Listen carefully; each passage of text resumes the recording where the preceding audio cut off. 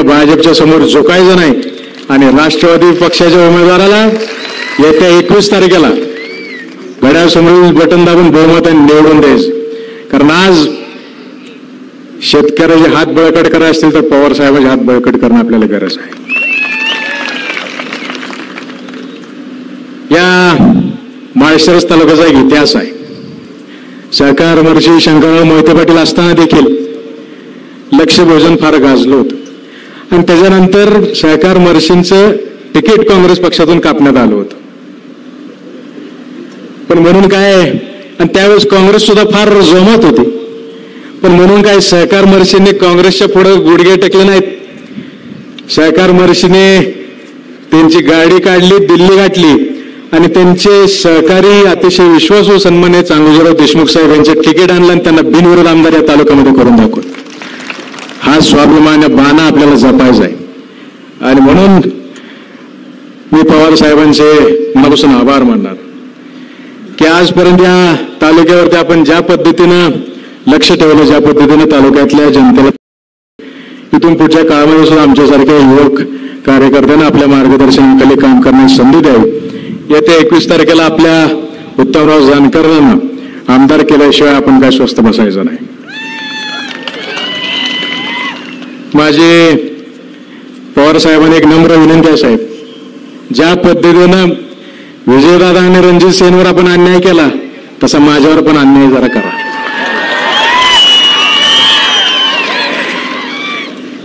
जानकर साहेब 24 तारखेला तुम्ही आमदार होताय तोपर्यंत तुमचा अन्याय बस, त्याच्या पुढे मग आमचाच अन्याय व्हायला पाहिजे.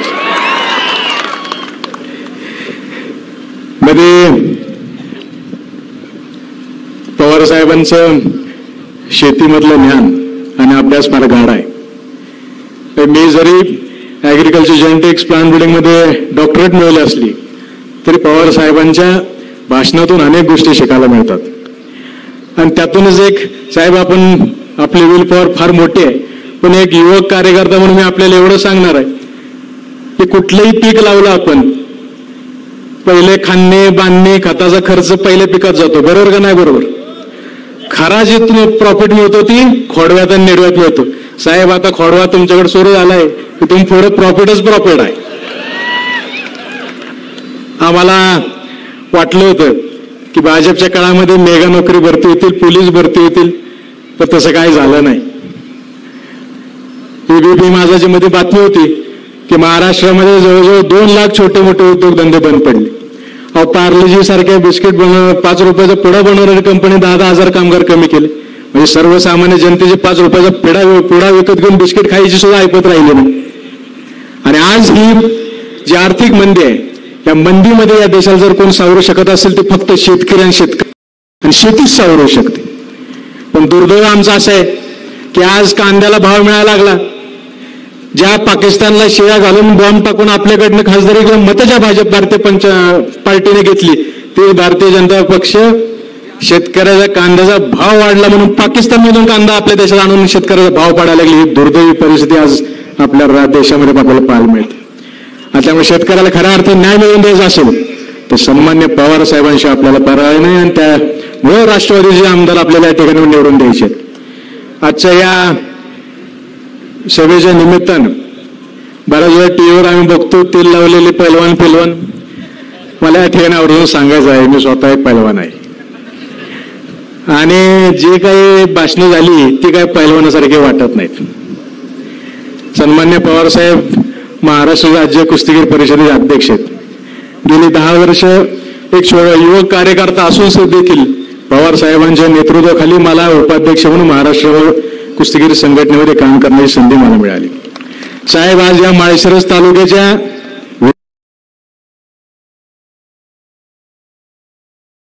विधानसभेच्या कुस्तीमध्ये उत्तमराव जानकर अनेक वर्ष दंडबैठका काढतात,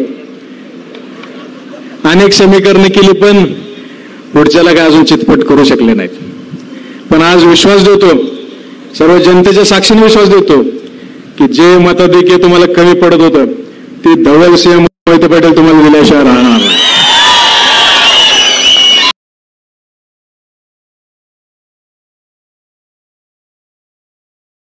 फक्त एक साहेब तुमच्या परवानगीने उत्तमराव जानकर साहेबांनी एकच गुरुमंत्र देतो, कारण कसं आहे, पुढच्याला पण तुमचे डाव माहित आहेत, तुमचे डाव पण त्याला माहित आहेत, त्यामुळे तिसरा डाव मी सांगितल्यावरच ही खेळ संपणार आहे.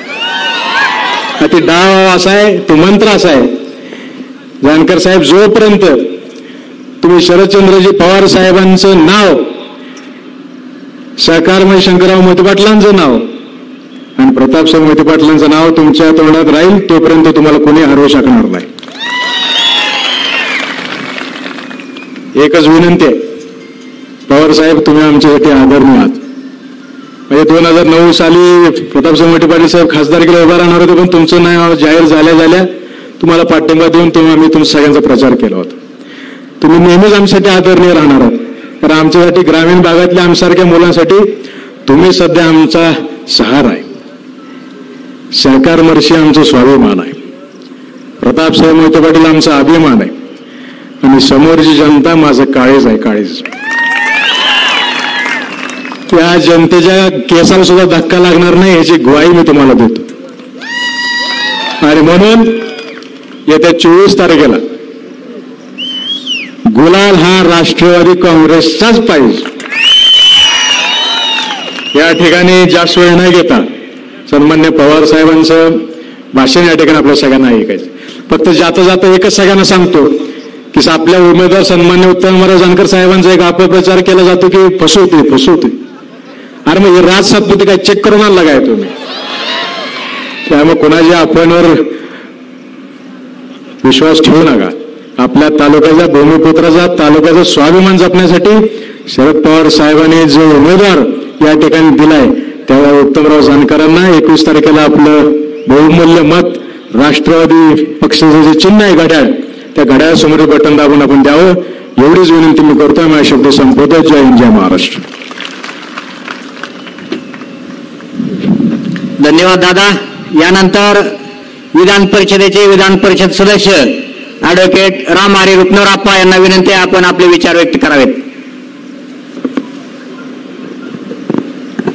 राष्ट्रवादी काँग्रेस पक्षाचे उमेदवार उत्तमरावजी जानकर यांच्या निवडणूक प्रचारासाठी आयोजित केलेल्या या सभेमध्ये उपस्थित असलेले आपल्या सर्वांचे आई नेते आदरणीय शरदचंद्रजी पवार साहेब, उमेदवार उत्तमरावजी जानकर साहेब, आता ज्यांचं भाषण झालं ते धवलदादा, आपल्या शेजारच्या तालुक्याचे आमदार बबनदादा,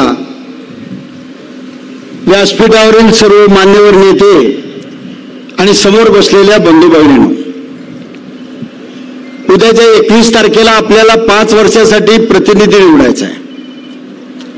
प्रतिनिधी निवडत असताना तो माळशिरस तालुक्यातला आहे का बीड मधला पाहिजे त्याचा निर्णय करायचा आहे. आणि म्हणून माननीय पवार साहेब आपल्याला मार्गदर्शन करण्यासाठी आलेले आहेत. मी आपल्यामध्ये जास्त वेळ राहणार नाही, पण पवार साहेबांना एक गोष्ट सांगतो. साहेब, मुख्यमंत्र्यांची सभा परवा नात्यापुत्यात झाली. ही अकलूजची जनता आहे, तुम्हाला हे माहित पाहिजे. मुख्यमंत्री असं म्हणाले की दादा, 40-50 वर्षात या माळशिरस तालुक्यात काँग्रेस राष्ट्रवादीने कसलाच विकास केला नाही. दादा खाली बघत होते आणि रणजित दादा टाळ्या वाजवत होते. आणि पुन्हा मुख्यमंत्री असंही म्हणाले की मी रणजित निंबाळकर आणि राम सातपुते या तालुक्याचा राहिलेला विकास करू. एक नागपूरचा, एक बीडचा आणि एक फलटणचा. आता म्हणलं आमच्या तालुक्यात काय नाही बिहार फिरलाय हो, कुणी माणूसच नव्हता का? आणि म्हणून पवार साहेबांनी उत्तमरावना उमेदवारी दिली. आम्ही सर्वांनी त्याचं स्वागत केलं आणि कामाला लागलो. सर्व तालुक्यामध्ये उत्साहाचं वातावरण आहे. लोक म्हणतायत की स्थानिक उमेदवाराला दिलं पाहिजे. तुम्हाला सगळ्याला माहित आहे, लोकसभेच्या निवडणुकीमध्ये सदाखोत कोल्हापूरचे होते आणि विजयदादा आपले होते. 5ही तालुक्यात विजयदादा मागे पडले, पण आपल्या तालुक्यानं स्थानिक आपला उमेदवार म्हणून दादाला मतं दिली. 30 परिस्थिती आज आहे. बीडच्या आष्टीचा उमेदवार इथं लादलाय. आपल्या तालुक्यातला उत्तमराव जानकर हेच उमेदवार निवडून आले पाहिजे, यासाठी आपण प्रयत्न केला पाहिजे. दुसरं एक महत्वाचं सांगतो, 1914 साली पवार साहेबांनी आमची मिटिंग घेतली आणि धनगर समाजाला आरक्षण देण्याची पूर्ण तयारी केली होती. मी त्या बैठकीला होतो. एक जजची नेमणूक केली आणि त्याच्या पुढे हे मांडा आणि 8 दिवसात हे आरक्षणाचं आपण करू असं ठरलं होतं 2014ला. आणि पवार साहेबांनी 3 दिवस सलग मिटिंगा घेतल्या आणि त्याच वेळी बारामतीमध्ये आंदोलन चालू होतं. आणि हेच मुख्यमंत्री तिथं म्हणाले, पहिल्या दिवशी पहिला ठराव करून पहिलं काम काय करीन तर धनगर समाजाचं आरक्षण करीन. 5 वर्ष सभागृहामध्ये आम्ही विचारलं, वेगवेगळी उत्तरं देऊन टाळत राहिले. आणि साहेब, परवाच्या अधिवेशनामध्ये मी त्याच्यावर भाषण केलं आणि मागणी केली की मुख्यमंत्री तुमची भूमिका आता स्पष्ट झाली पाहिजे. हे चंद्रकांत पाटील महसूल मंत्री उभा राहून म्हणाले मला आणि धनंजय मुंडेंना की आम्ही धनगराला आरक्षण कधीच देणार नाही. आणि 3 दिवस अधिवेशन बंद पाडलं आणि त्यांनी सांगितलं की धनगर हा विषय काढायचा नाही, तो काढला तर आम्ही अधिवेशन चालू देणार नाही. सत्ताधारी पक्षानं अधिवेशन बंद पाडण्याची ही पहिली वेळ होती. आणि मग रामराजे साहेबांनी तडजोड केली आणि अधिवेशन चालू झालं. हे मला धनगर समाजाला मुद्दाम सांगायचे. हे बोलणे आणि करतात दुसरं. आणि हे जाहीर सभागृहात सांगितलं मंत्र्यांनी धनगराला आम्ही कधीच आरक्षण देणार नाही. त्यामुळे त्यांची भूमिका स्पष्ट झालेली आहे. आता आपण काय निर्णय घ्यायचा तो ठरवला पाहिजे. हे बाकीच्याला नुसतं आम्हीच दाखवतात, खोटं बोलतात. काल ज्या राफेलच्या विमानाचं लिंबू लावून पूजन केलं, नीट ऐका, आज ते विमान अफगाणिस्तानचं होतं हे सिद्ध झालं आणि ते अफगाणिस्तानला फ्रान्सने पाठवलं. आपल्याला जे राफेल येणार आहे ते आज वर्षात तयार होऊन येणार आहे. पूजा दुसऱ्याच्याच विमानच केली. निर्मला सीतारामन अर्थमंत्र्याचे पती आज म्हणताय की देश अतिशय आर्थिक संकटात आहे. माझी पत्नी अर्थमंत्री असली तरी मी स्पष्ट बोलणार आहे, या पुढच्या काळामध्ये मनमोहन सिंग आणि शरद पवार साहेब यांच्या धोरणावर गेल्याशिवाय देश सुधरू शकणार नाही, हे निर्मला सीतारामचे पती म्हणतायत. आणि म्हणून बंधूंनो, आपण विचार केला पाहिजे. सगळ्या एक सुद्धा खरं झालं नाही, एक योजना करता आली नाही, एक सुद्धा लोकांना दिलासा दिलाशी व्यवस्था नाही. पूर्णपणे अर्थव्यवस्था कोलमडलेली आहे. जास्त बोलायचंय, आपण बोलू, रोज आपण बोलतोच, पण पवार साहेबांना बोलायचंय, वेळ दिला पाहिजे. कारण तुम्ही सगळेजण पवार साहेबांना आज ऐकायला आलाय. कारण तुम्हाला माहित आहे, बार्शीत पवार साहेबांनी मुख्यमंत्र्याला असा काय तडाखा दिला की मुख्यमंत्री पुन्हा पैलवान म्हणायचं बंदच झालं. तेल लावलेलं तर अजिबात गेलं ना, आता दुसरंच बोलायला लागलं. आणि म्हणून आपल्याला ते सगळं मौलिक आपल्या नेत्याचं ऐकायचंय, त्यांच्या 10 बडबड्या आणि पवार साहेबाचा एक ठोका आज होतोय. पवार साहेब, आपल्याला जी नोटीस दिली आणि गुन्हा दाखल केला याचा आपल्याला जेवढा त्रास झाला त्याच्या कैक पटीने तरुणांना त्रास झालाय. अख्खा महाराष्ट्र पिटून उठलाय आणि 24 तारखेला ते आपण दाखवणार आहे. आणि म्हणून पवार साहेबांचा ऐका आणि पवार साहेब जे सांगतील त्याप्रमाणे वागणं हेच आता महाराष्ट्राच्या हिताचं आहे. आणि अख्ख्या महाराष्ट्राला बरोबर घेऊन जाऊन अख्ख्या शेतकऱ्याचं सगळ्याचं कल्याण जर होणार असेल तर एकमेव आता पवार साहेब नेता आहे, त्यांचं सगळ्यांनी ऐका. एवढंच सांगतो, थांबतो. जय हिंद, जय महाराष्ट्र.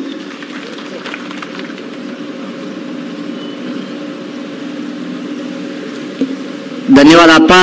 यानंतर माढा विधानसभेचे उमेदवार आणि आमदार बबनदादा शिंदे यांना विनंती आहे, आपण कृपया आपले विचार व्यक्त करावेत.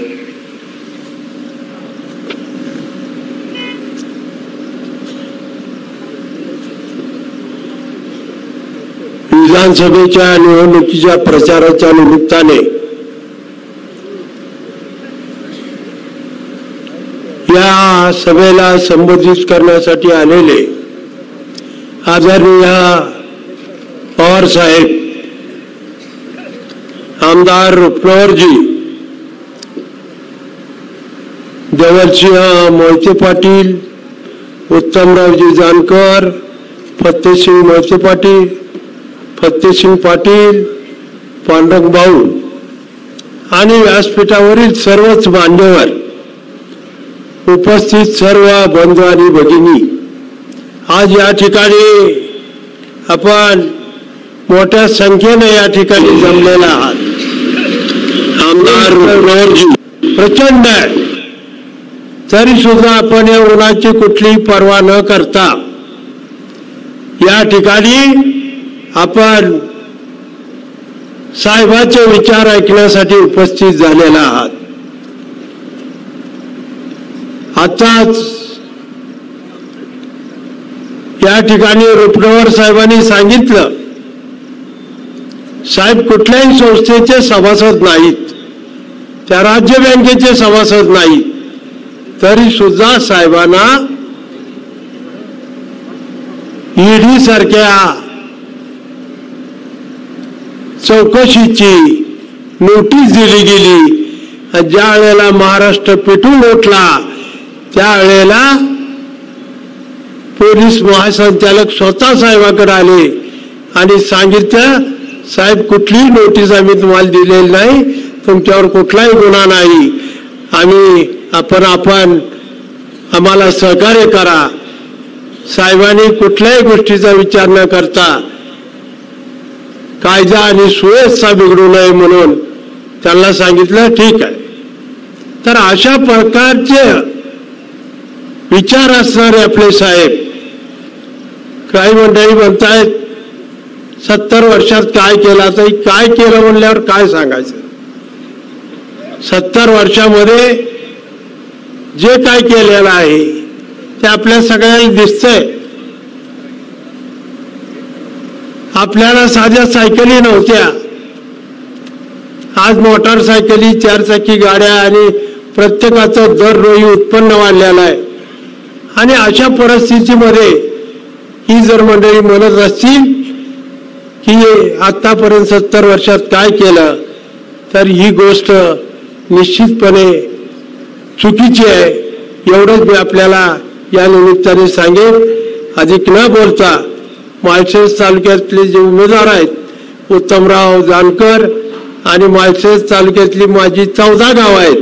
माळशिरस मधली मला माढा तालुका, पंढरपूर तालुका आणि माळशिरस तालुका, त्याही लोकांना मी आज मनापासून विनंती करतो, सर्वच माळशिरस तालुक्याला, की उद्याच्या येणाऱ्या निवडणुकीमध्ये 21 तारखेला घड्याळाच्या चित्राचं बटन दाबून आम्हाला प्रचंड मतांनी निवडून द्यावं, एवढीच मी आग्रहाची आणि नम्र विनंती करतो आणि थांबतो.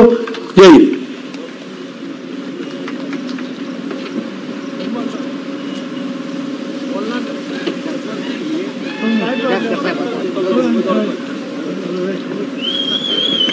यानंतर तुम्हा आम्हा सर्वांचे नेते, या भागचे उमेदवार आदरणीय उत्तमराव जानकर साहेबांना विनंती, आपण आपले विचार व्यक्त करावेत.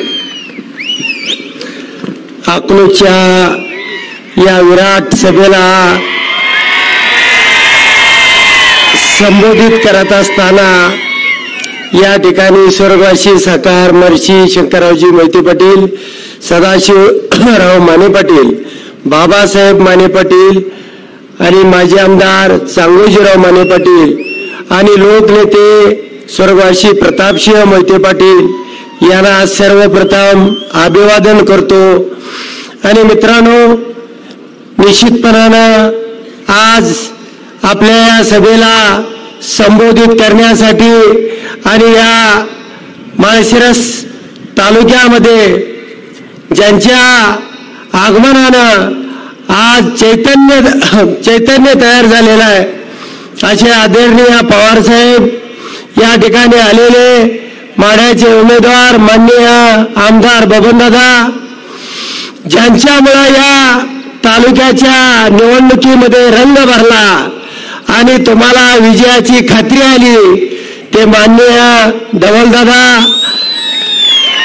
मंचावरील सर्व फत्तेशिव दादापासून मच्छिंद्राबापर्यंत, तालुकाध्यक्ष बापूपासून प्रकाश बापूपर्यंत मंचावरती बरीच आपली मोठी टीम आहे, जी गेल्या पंचायत समितीच्या निवडणुकीमध्ये आपल्यापासून बाजूला गेलेले सगळेच्या सगळे मंडळी या ठिकाणी आहेत. आणि विशेषत्वानं ज्याने माझ्यासाठी उमेदवारी मागं घेतली आणि जिल्हा परिषदचे सदस्य असताना सुद्धा झंझावातपणे या तालुक्यामध्ये प्रचार करतायत, ते बाळासाहेब दांजे, प्राध्यापक धनाजीराव साठे, आप्पासाहेब करचे, ही सर्व मंडळी दलित समाजामधली तेवढ्याच ताकदीनं वेगवेगळ्या संघटना आणि आपल्याबरोबर नुसती राष्ट्रवादीच नाही, काँग्रेस आहे, पीपल्स रिपब्लिकन पार्टीचे सर्व कार्यकर्ते आपल्याबरोबर काम करतायत.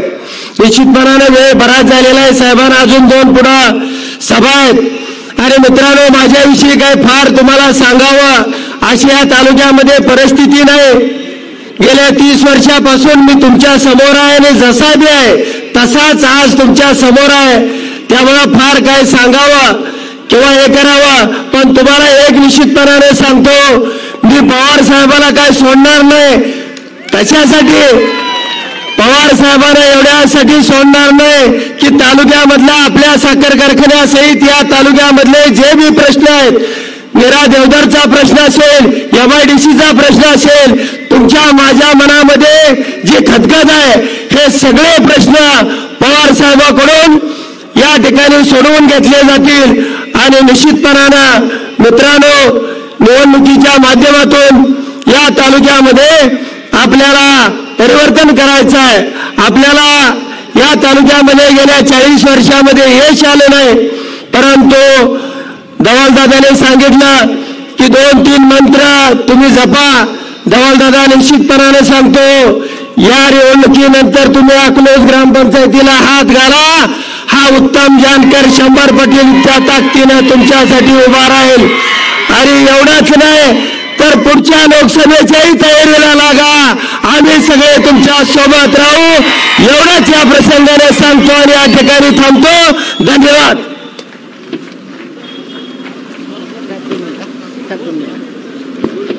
आज या ठिकाणी साहेब संबोधित करण्यापूर्वी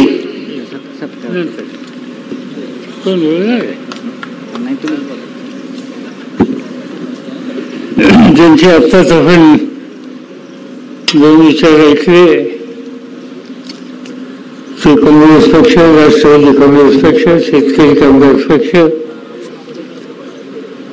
रिपब्लिकन पक्ष, या सगळ्यांच्या वतीनं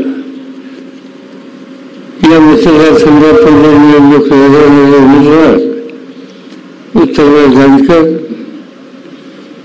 जे आत्ताच आपली भूमिका बदलून गेले, ते माझेच उमेदवार बबनदादा शिंदे, आमदार Ramrao, doctor Devendra Mohite Patil, advocate Subhash Patil, Fattesinh Patil, Anjanrao Deshmukh, Balasaheb Lanje, Manikrao Waghore, Ramesh Patil, Devshree Deshmukh, doctor Ramdas Deshmukh, advocate Sharad Patil, Vikram Mane, Ashokdada Gaikwad, Machhindra Chaure, व्यासपीठावरचे सगळ्यांनी मान्यवर, भर उन्हामध्ये आम्हा सगळ्यांचे विचार ऐकण्यासाठी जमलेले आपण बंधू भगिनी, उद्याच्या 21 तारखेच्या निवडणुकीमध्ये आपल्याशी बोलावं या हेतूने मी आपल्या सगळ्यांच्या समोर आले. गेल्या 50-50 वर्षामध्ये मी अनेकदा इथं आलो असेल, अनेक सभेत चालू असेल, अनेक कार्यक्रमाच्यासाठी आलो असेल, पण आजची सभा आणि नेहमीच्या कार्यक्रम याच्यामध्ये फरक आहे. तो कसा दिसतो की व्यासपीठावर काही लोक नेहमी असायचे ते दिसत नाहीत. लोकशाहीमध्ये प्रत्येकाला आपला निर्णय घ्यायचा अधिकार असतो आणि तो निर्णय त्यांनी घेतला तर माझी काही तक्रार नाही, तो त्यांचा निर्णय आहे. फक्त काळजी एका गोष्टीची वाटते की 50 वर्ष आम्ही एकत्र असताना माळशिरस तालुक्यामध्ये विधानसभेचं कोणी तिकीट घ्यायचं याची कधी चर्चा होत नसे. सोलापूर जिल्ह्यामध्ये कोणाला तिकीट द्यायचं याची फारशी चर्चा होत नसे. आणि सगळे सोलापूर जिल्ह्याचे माळशिरसचे महाराष्ट्रातल्या अन्य जिल्ह्याचे महत्वाचे निकाल घेण्याचं केंद्र माळशिरस अकलूज होतं. आज तसा निर्णय घेण्याचं केंद्र अकलूज राहिलं नाही याची मला चिंता खरं मनापासूनची आहे. लोकशाहीमध्ये कोणी उभं राहू शकतं पण यावेळेचा निर्णय कसा झाला याची चौकशी केली मी. मी पार्लमेंटमध्ये आहे, भाजपचे लोक त्या ठिकाणी आहेत, आम्ही भेटत असतो आणि चौकशी केली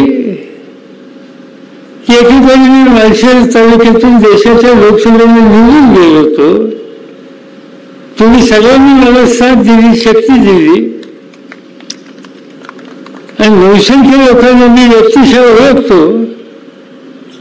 पण यावेळीचा उमेदवार मी कधी नाव ऐकलं नव्हतं, या तालुक्यात नाव मी कधी ऐकलं नव्हतं. आता मला कळलं की ते ग्रस्त दुसऱ्या जिल्ह्यातनं या ठिकाणी आले. मला असं वाटत होतं की मागच्या निवडणुकीमध्ये आम्ही हनुमान देवाला संधी दिली, दुर्दैवाने त्यांना आयुष्य जास्त मिळालं नाही. हनुमान गेल्याच्या नंतर निवडणूक झाली, त्यांच्या चिरंजीवांना संधी दिली आणि त्यामुळे त्यांना संधी मिळेल असं वाटत होतं पण त्यांना संधी मिळाली नाही. आणि त्याचं कारण कुणाला तिकीट द्यायचं याचा निर्णय घ्यायचा अधिकार जो इथं होता तो आता इथं राहिलेला नाही. असा एक संदेश दिलाय की जुने दिवस संपले. आम्ही सांगेल तो उमेदवार, आम्ही सांगेल तो निर्णय पसंत असला तर घ्या, नाही तर तुम्ही तुमचा मार्ग घ्या. आणि ही स्थिती झालेली आहे आणि तिथं मला दुःख होतं. ठीक आहे, आपण कोणी स्थिती केली असेल तर त्याबद्दलचं दुःख करायचं कारण नाही. झालं, घडलं, अनुभवाला आलं. आज या निवडणुकीमध्ये उत्तमरावची उमेदवारी आपण सगळ्यांनी दिली. निवडणूक महत्वाची. मी महाराष्ट्रातल्या जवळपास 25-26 जिल्ह्यामध्ये जाऊन विचारले आणि राहिलेल्या 5 दिवसामध्ये सुद्धा आणखी 5 जिल्हे करणार. हेतू हा आहे की महाराष्ट्रामध्ये गेले 5 वर्ष ज्यांच्या हातामध्ये सत्ता आहे त्यांच्यामार्फत या देशातल्या राज्यातल्या बहुसंख्य लोकांच्या हिताची जपणूक ही झाली नाही आणि त्यासाठी महाराष्ट्रात परिवर्तन करायचं, सत्ता बरोबर करायचा या हेतूनं आज आम्ही ठिकठिकाणी जाऊन कष्ट करतो, नव्या पिढीबरोबर संधी देतो. मुख्यमंत्र्यांनी सांगितलं यावेळेच्या निवडणुकीत मजाच नाही मिळेल. त्यांनी सांगितलं की निवडणुकीमध्ये समोर कोणी दिसतच नाही. कुस्ती कशी व्हायची हे सांगितलं. त्यांना मी सांगितलं की ठीक आहे, कुस्ती करायच्या बद्दलची गोष्ट मी मांडली. पहिल्यांदा तुमच्याकडचा तेल लावून तयार होऊन द्या, चांगली गोष्ट आहे. पण आम्हाला त्यांना नम्रपणानं सांगायचं की कुस्ती वगैरे याच्याबद्दल आम्हाला सांगत बसू नका. मी महाराष्ट्र राज्य कुस्तीगीर परिषदेचा मी अध्यक्ष आहे. महाराष्ट्रातल्या जिल्ह्यामध्ये धवलसिंग आमच्यावर उपाध्यक्ष आहे. जिल्ह्यामध्ये आम्ही जे नवीन पैलवान तयार करतोय त्यांना शक्ती देतो, त्यांना प्रोत्साहन देतो, त्यांना मदत करतो. पण या क्षेत्रामध्ये महाराष्ट्राचा नावलौकिक हा वाढला पाहिजे ही भावना आमच्या सगळ्याची आहे. पण ठीक आहे, तुम्ही म्हणला माझी काही तक्रार नाही. आता एवढी भक्कम त्यांची परिस्थिती होती, काही राज्यामध्ये चिंता करण्याचं कारण नाही असं वातावरण होतं. तर भारताचे प्रधानमंत्री 9 वेळेला महाराष्ट्रात काय येतात, देशाचे गृहमंत्री 20 वेळेला महाराष्ट्रामध्ये येतात. सगळं तुमचंच वातावरण आहे, तर ही सगळी माणसं गोळा करून का आणली?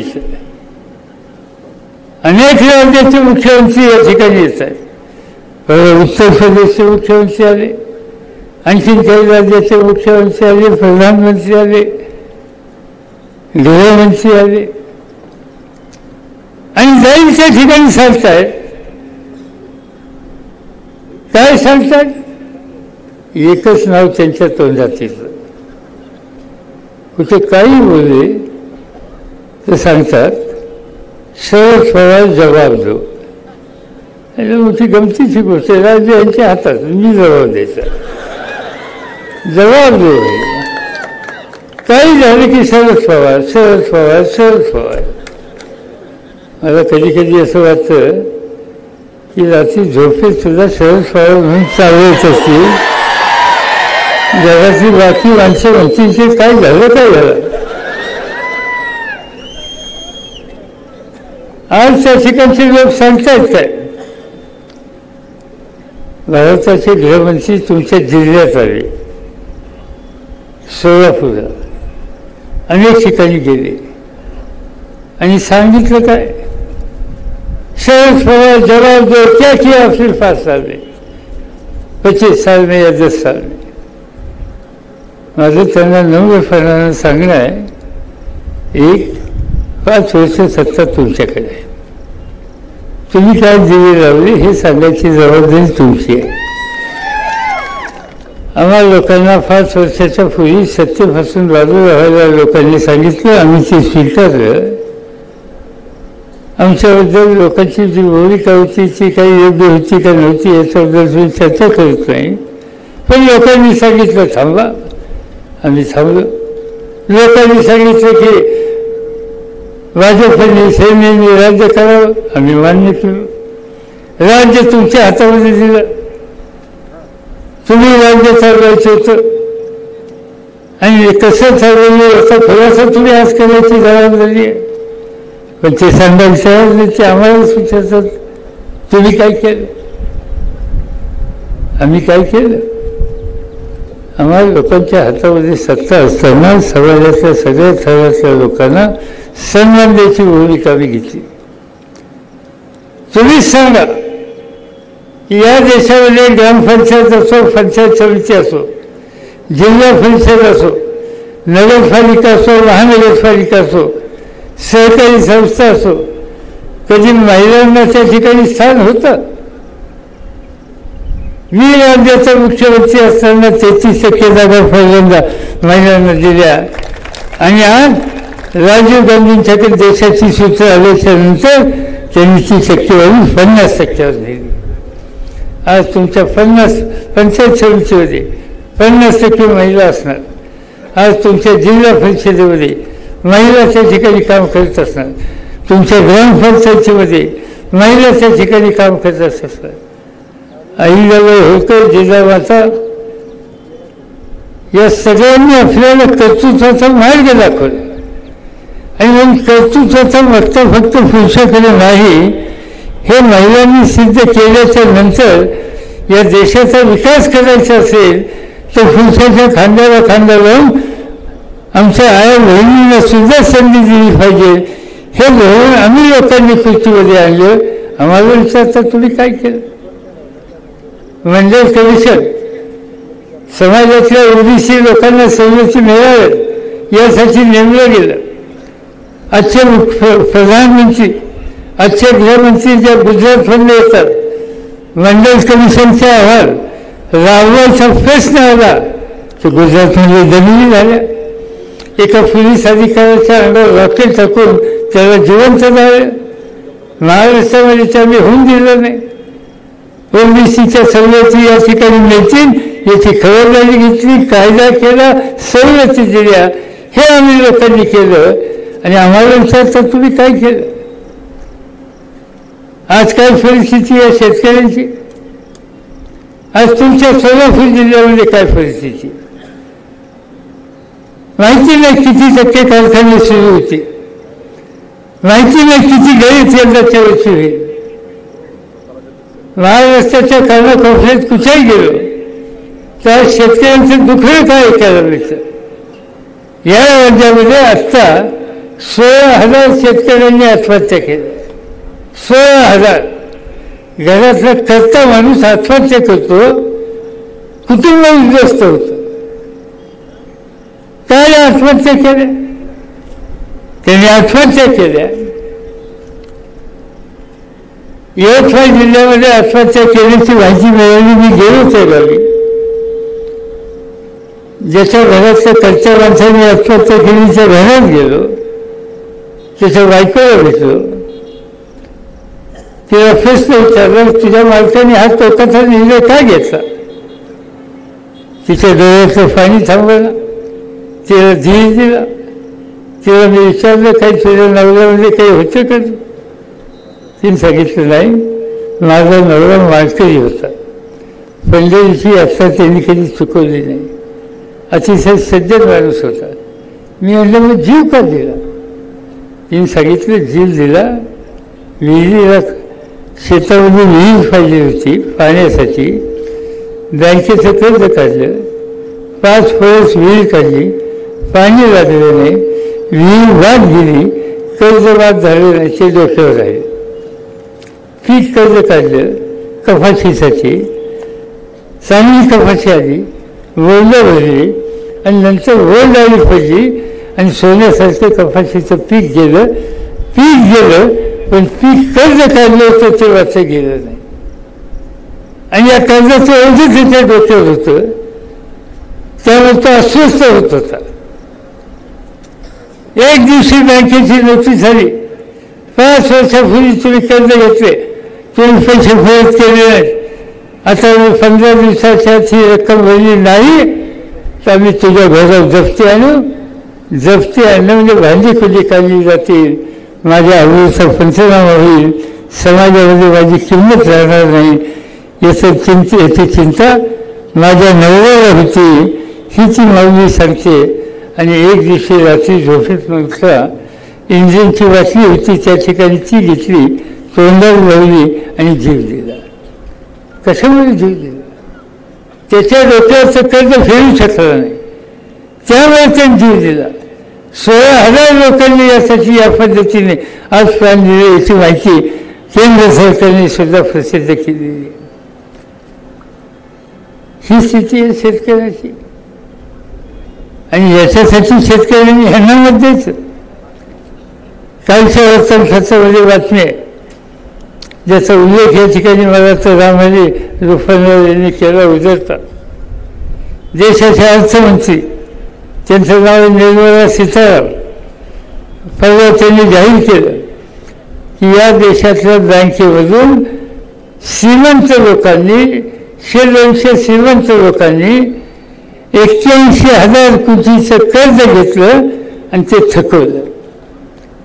आणि ते थकवलं म्हणून बँका अडचणीत आल्या. त्या बँकांना वाचवायचं म्हणून केंद्र सरकारने 81,000 कोटी रुपयाची रक्कम रिझर्व्ह बँकेकडनं काढली आणि बँकेत भरली आणि बँकेची स्थिती बदलली, सुधारली. लक्षात घ्या तुम्ही, 200पेक्षा जास्त गरज नाही, 81,000 कोटी घेतले, थकले आणि सरकारला त्यांची दया आली, त्यांचे पैसे सरकारने बँकेत भरले. आणि तुमचं 2 एकरवाला 4 एकरवाला असेल तर त्याची वांगी कोणी बाहेर करायची? हा न्याय या देशातल्या शेतकऱ्याला. आणि अशा प्रकारच्या शेतकऱ्याला जर अन्याय करत असतील तर आपण गप्प बसायचं. आपल्याला सुद्धा भूमिका घ्यावी लागेल. आमच्याकडचं दुर्लक्ष करतो आणि मजुरांच्या हिताची जपणूक जो करतो त्याला आम्ही या निवडणुकीत भर देणार नाही.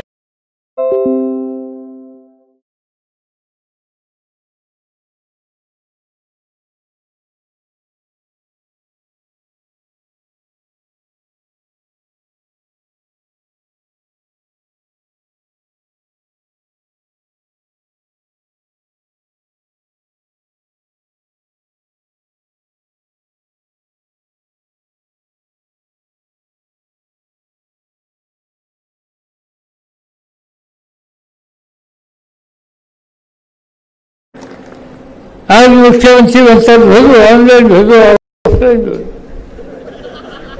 काय भानगड कोण असतो ऑनलाईन ऑफलाईन वगैरे.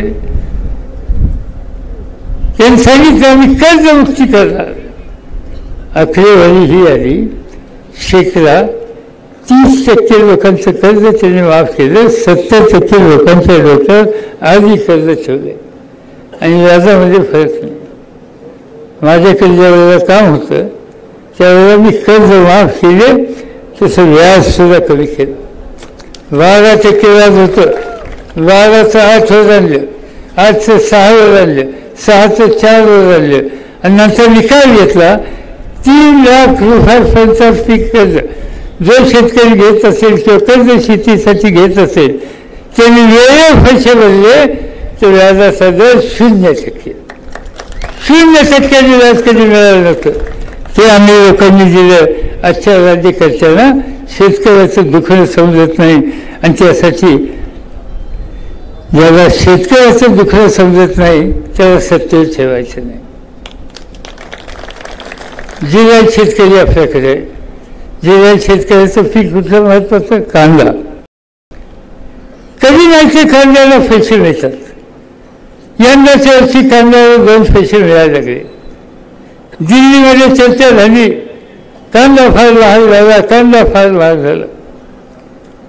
लगेच सरकारने ठरवलं की परदेशात कांदा पाठवायचा नाही. कांद्याच्या ज्या चाळी आहेत त्याच्यावर बंधन घातलं आणि कांद्याच्या किमती खाली आल्या.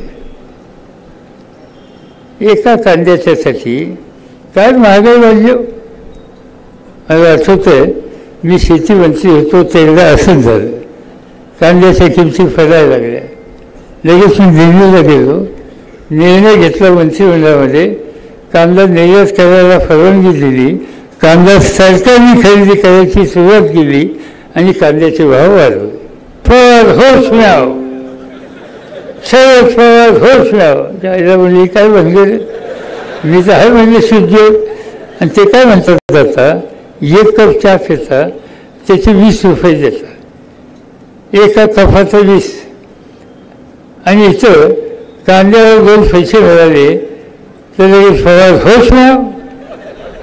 त्यांनी सांगितलं मी देशाचा शेती मंत्री आहे तोपर्यंत शेतकऱ्याच्या मालाची किंमत मी कमी होऊन देणार नाही. तुम्ही काय करायचं ते करा, मी काय त्याच्यामध्ये बदल करणार नाही. आणि माझी विनंती ही आहे की पुढच्या दिवशी पुन्हा पार्लमेंटमध्ये याल तर कांद्याच्या माळा घालू नका, कवड्याच्या माळा हातात गळ्यात घाला आणि या पुत्राल्यासारखं तुम्हाला उत्तर द्यायचं ते मी उत्तर देतो. आजच्या सरकारला शेतकऱ्याचं दुखणं कळत नाही आणि त्यावेळेस किमती खाली आणायच्या शेतकऱ्याच्या मालाच्या. हे एकमेव कार्यक्रम आज त्या ठिकाणी घेत आहेत आणि मुलांच्या हिताची जपणूक आजचं सरकार करतं. त्यांना खऱ्या अर्थानं आपल्याला पाठिंबा द्यायचा नाही. काय केलं काय या सरकारने, कोणती गोष्ट केली?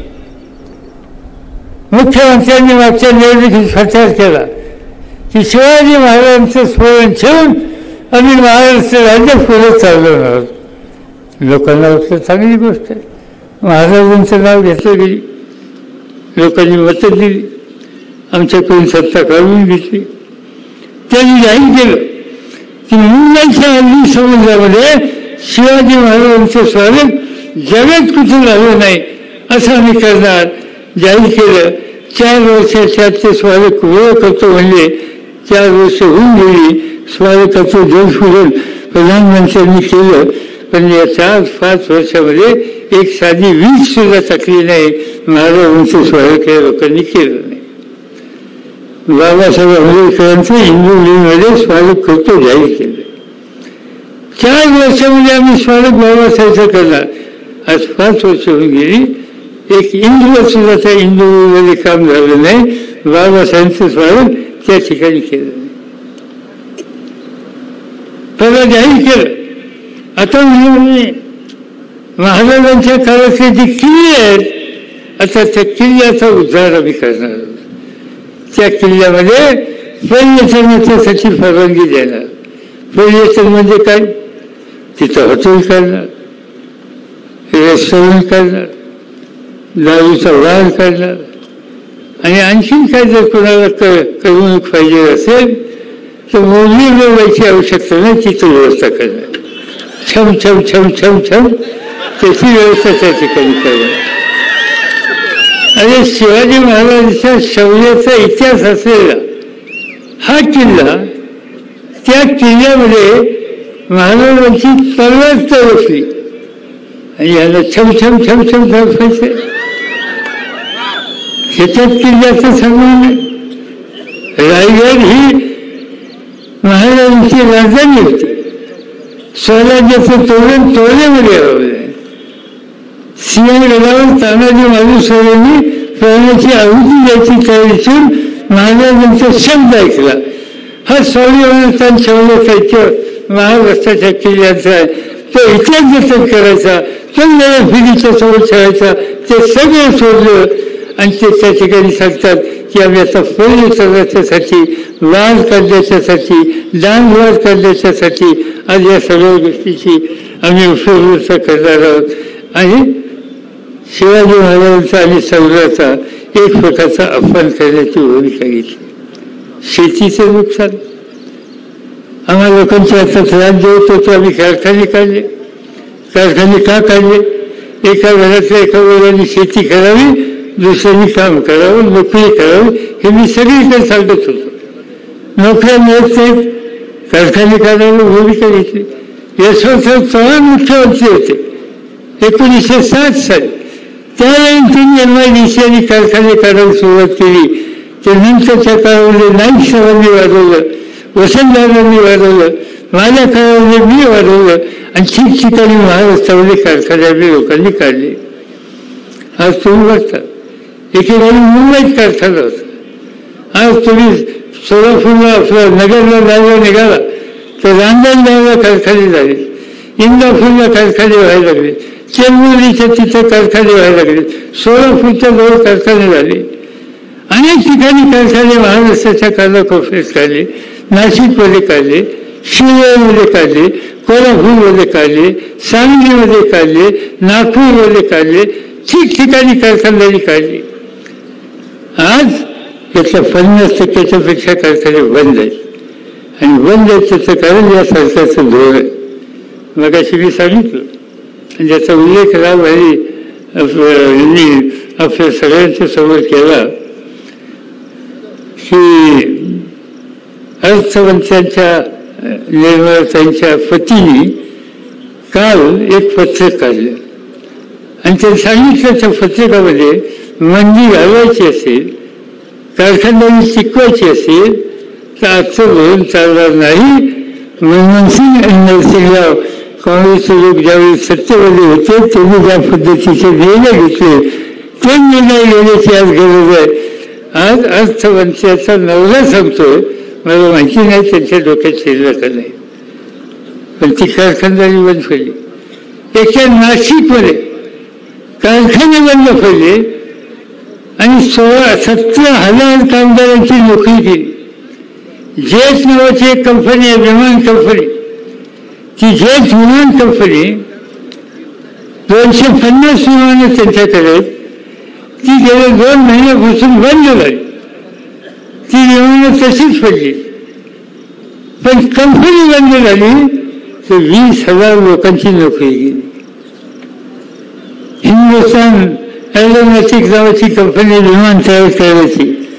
यशवंतराव चव्हाण हे देशाचे संरक्षण मंत्री होते. त्यावेळेला चीनच्या युद्धामध्ये आपल्याला धक्का बसला म्हणून चव्हाण साहेबांनी 3 विमानं तयार करायची, लढाईची विमानं तयार करायचे कारखाने काढायचा निर्णय घेतला. एक लखनौला, एक बंगळुरूला आणि एक नाशिकच्या जवळ निफाडच्या जवळ.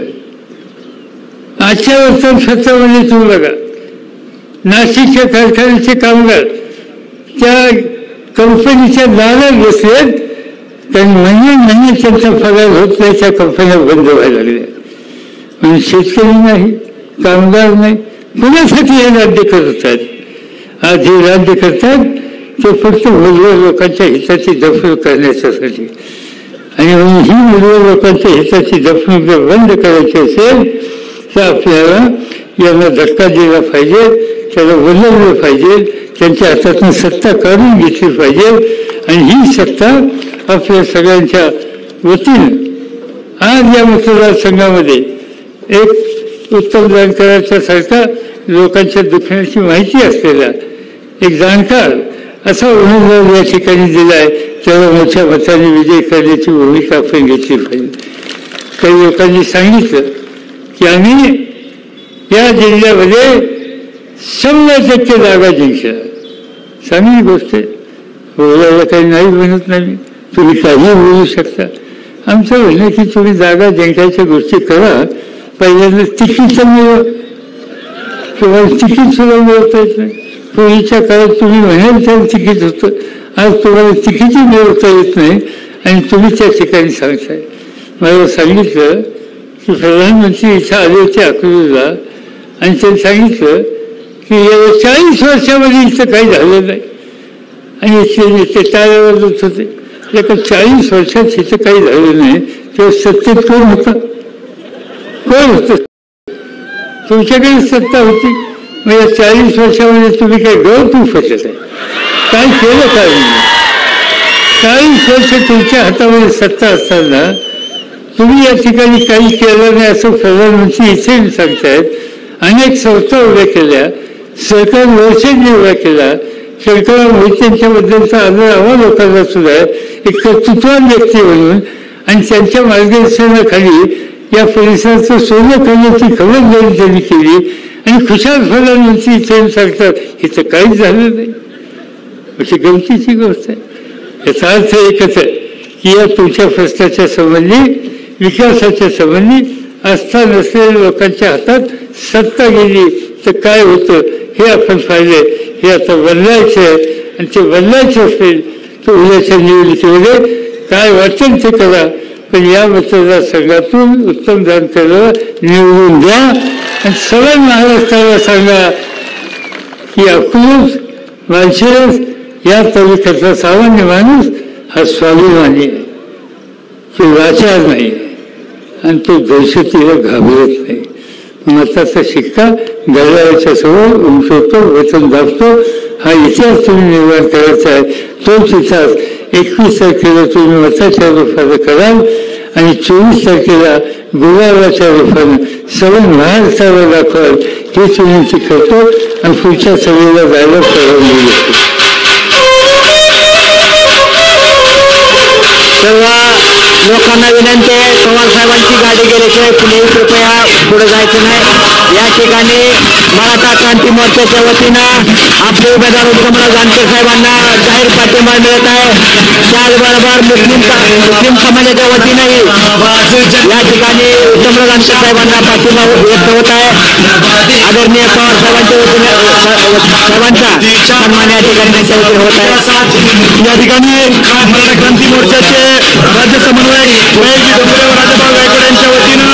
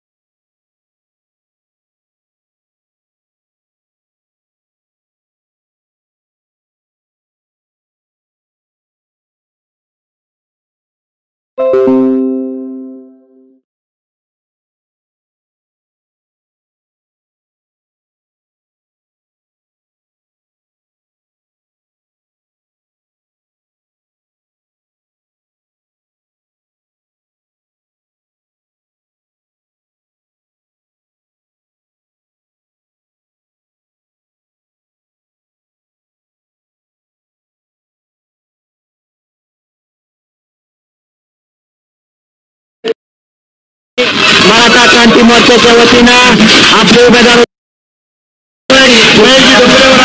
यांच्या वतीनं